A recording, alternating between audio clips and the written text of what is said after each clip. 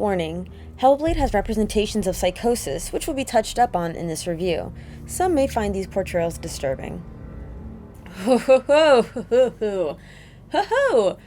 Ho! I played a horror game this year. Another one. Psychological horror, but still horror nonetheless. Just in time for Halloween 2. Special thanks to Aiden D. Martin for gifting me this, experience. Hellblade Senua's Sacrifice. For those who remember, back in 2017, it mopped the floor, winning Best Games for Impact, Best Audio Design, Best Indie Game, and Best Performance. So I figured I'd play it considering all the praise it got. It beat Nier Automata in some categories, and it made some noise for mental health. If you're new here, I don't play horror games. I'm a huge chicken shit. Horror games shake me to my core, and this game certainly did that in some areas. So much so that I had my friends with me and I had to pass the controller over to them a few times. Don't get me wrong, I played like 95% of this game. Just, there's some darkness trials, man. So let's talk about Hellblade. The story heavily incorporates Norse mythology as Senua begins her journey by traveling to the borders of Helheim. It's vaguely established that she is reclaiming the soul of her fallen lover from the goddess Hela. Senua is unlike most warriors as she suffers from psychosis, a severe symptom in which thought and emotions are so impaired that contact is lost with external reality. Senua must face her darkness while guided or tricked by the multiple voices in her head known as the Furies. In order to cross the bridge to Hell, she will find herself to arms with giants, illusionists, and other creatures of darkness. Her past also serves as a villain. Flashbacks of events prior, of her mother, father, and lover, haunting her at every turn. What's so insane about the storytelling is you don't know what's real, what's to believe, what's not to. I feel in any game, the goal is to immerse the player by putting them inside the main character's head, their world, hear their thoughts, feel their emotions, and Hellblade couldn't have done a better job at that through its gameplay. Hellblade is filled with strenuous highs and lows of Senua's journey. You cycle through puzzle, combat, and cutscene segments. I find you'll be spending most time solving rune puzzles. After solving a puzzle, and maybe a combat sequence, you'll be treated with a chilling cutscene, demonstrating Senua's psychosis. One of the first scenes you're treated to is Senua being forced to lose a battle, witnessing her own death. You're introduced to the dark rot that climbs up Senua's arm each time she dies. Too many deaths will result in permadeath, and you'll have to restart the game. Although, some people have put that theory to the test and concluded that it might just be the game misleading the player.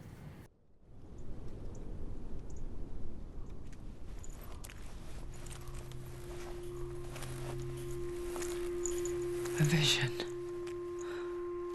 of what's to come. If you're not attentive to your surroundings, puzzles can take a while to figure out.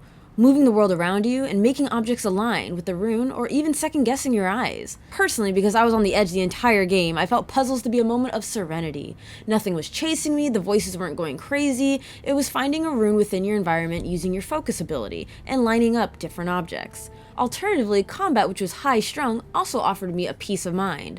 What I was going to be fighting was right there in front of me, and I didn't have to worry about any surprise attacks. But I did have to worry about monsters roaming about in darkness from time to time. Headphone users beware, this is a clip from when I was streaming, my friend Brian was there, and he had to play this part because I was too scared to. Oh well, there's a well, go to the well, Brian. I don't fucking know what that means, but go to it. I ain't looking inside it, this bitch looks inside the well. Oh, she goes inside it? Listen, if I learn anything from Ocarina of Time, you don't jump in fucking wells, because Bongo's in there doing his, oh hell no. What did she say? No, it's just squishy and icky. Oh, there's dead bodies everywhere. Oh my god. You're scaring me more than the sounds. Keep going, no, she's dying. Go. You're so close. Oh, what the fuck is that? Oh. Here we go. Oh god. Combat was simple but engaging. You have light or heavy attacks, dodge, and block. I found the Furies to be incredibly a mixed bag during fights. They could be helpful and warn Senua of an incoming attack, especially from behind, or if Senua gets hit repeatedly, they turn very condescending. If Senua gets hit while she's down, it's a game over, and the dark rot spreads. Senua can also use her focus ability in battle, which slows down time and pulls enemies out of their invincible shadow form, allowing her to deal damage.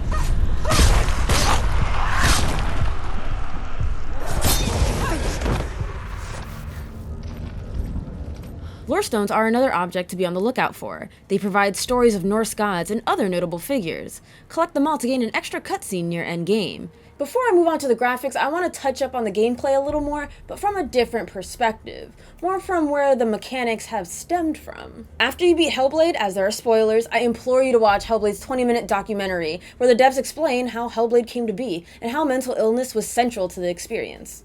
A quote from the director: "It's easy to see the pain and suffering caused by physical diseases or physical trauma. It is not so easy to see the mental suffering and trauma of severe mental illness. But what if we could find a way to see it? Games are capable of drawing you in for hours on end, playing the role of a character who is different from you, experiencing their perspective, and actively involving you in a world that functions with a different set of rules." That line spoke volumes to me. He worked with those who experienced psychosis on board, asking their involvement, what they saw and heard, and masterfully and respectfully implemented their experiences into this haunting game. This is a snippet from their documentary showcasing that integration. As we all know, my heart is so, love is so far away. Don't you know how I wanna feel deeper? I could never know how you grow, all these days are killing me. Now I see deep in me insanity does unfold. I just wanna feel deeper, deeper. I just wanna feel deeper, deeper.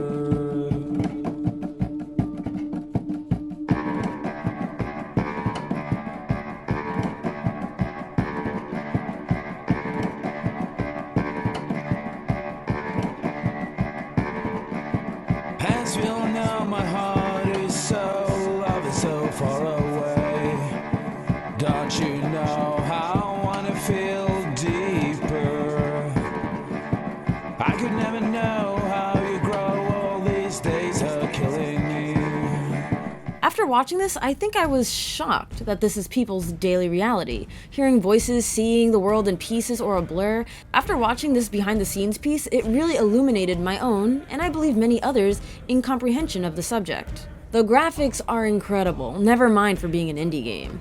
Developers aimed for this to be a AAA indie game, and I'd say it succeeded in the graphics alone. Hellblade was made by using the Unreal Engine 4 and motion capture, and for some scenes they used live action footage and distorted it just enough to make it blend in with Hellblade's bleak world. The environments, the acting, special effects were top tier. I felt the character design spoke true to the Celtic warrior. I really appreciate the detail in Senua's war paint and even hair. Enemies were creepy and I never want to encounter them again. The environments were amazing, making you feel terrified and alone or allowing a moment of peace. And how they worked design into the puzzles was very clever.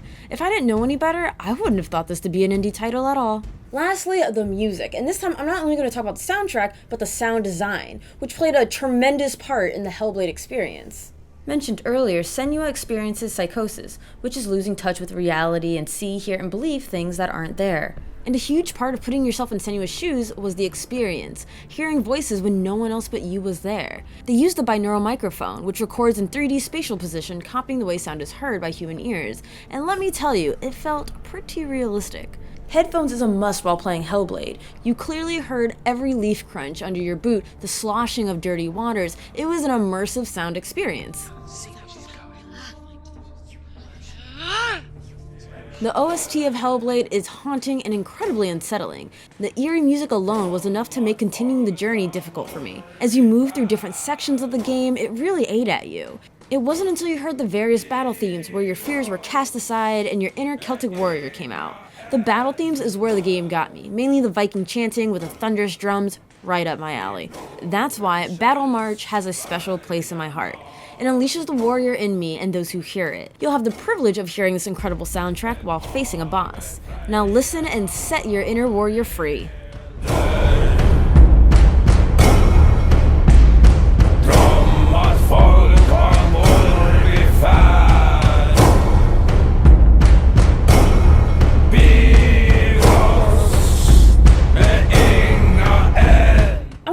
I didn't really know what to rate this game at first. I really want to say 9 out of 10, simply because the story I didn't get it the first time just because anytime a cutscene happened, you know, I was like looking away. I did the window thing because I was afraid there was going to be like a jump scare. I can't handle jump scares. But after going back and rewatching all the cutscenes, you know, in order, kind of seeing the story flesh out, I was like, okay, this makes sense. I understand. So the story was told well. I'm just a chicken shit, not the game's fault. Overall, I thought the gameplay was good. Combat, a little sluggish at times, but not the biggest of deals. The ending I didn't like at first, but after sitting down, thinking about who the ending is for, I think it actually spoke volumes to those who suffer from mental illness. Which brings me to my favorite part of the game, is how it came to be, how Ninja Theory took such a delicate topic such as mental illness and made it into a game that people loved and frankly related to. I also just admired the power games have. You know, it brought a lot of awareness, even to me. I had no idea how deep Psychosis got. I learned so much while researching it. I had like 5 tabs open. For me, Hellblade opened my eyes. I was researching Psychosis. I was looking at treatment. I had no idea about the misconceptions of it, how to act, or, you know, how are people feeling when they go through psychosis. There's so many different case studies. So that brings me to my question, what is a game that just had you open your eyes? You know, they bring up a theory that you've never heard of, or a culture, or a mental illness, and you're like, wait a minute, what's this? So you take the initiative and then dive into it yourself, and then you just open up a whole can of worms. What's a game that has done that for you? You know, I definitely give it to God of War 4, which prepped me for, frankly, Hellblade. With Norse mythology, Dandara had me looking up just Brazilian history. I look forward to your comments below. Mwah! Thank you for watching. If you or a loved one seek help for mental illness, I've linked Hellblade's recommended helplines and websites in the description. I really hope you enjoyed this video, as it was a difficult one to tackle. If you enjoy my reviews, please click the top box for more, and the bottom box is my Let's Play channel, and I will see you in the next video. Also, Hellblade is getting a physical release December 4th for $30. If you haven't picked up this game yet, and you're like a physical release junkie like I am, now's your time.